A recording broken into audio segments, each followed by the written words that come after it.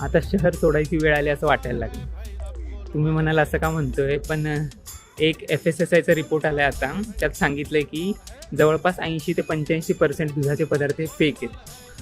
आता तुम्ही गेल्या काही दिवसापासून जेवढं भाज्या नाही खाल्ल्या तेवढं पनीर खाल्लं ऑलमोस्ट, आणि त्यातलं 80 ते 85% हे फेक आहे. मला वाटेल आता पनीर नाही खायचं तर त्या पालेभाज्या खायला जावं तर त्याला कलर मारत बसलेत, अंडी खायला जावी तर त्या कोंबड्यांना इंजेक्शन देत आहेत.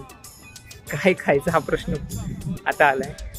आधी लोक म्हणायची की गावी जाऊ नका, शहरात जा, शहरात नोकऱ्या आहेत, शहरात पैसा आहे. पण गावाला काय माहीत आहे का?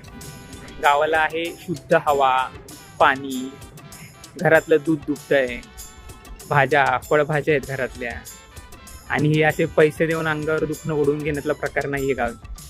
म्हणून मी तुम्हाला व्हिडिओच्या सुरुवातीला म्हटलं ना की आता शहर सोडायची वेळ आली आहे त्याचसाठी.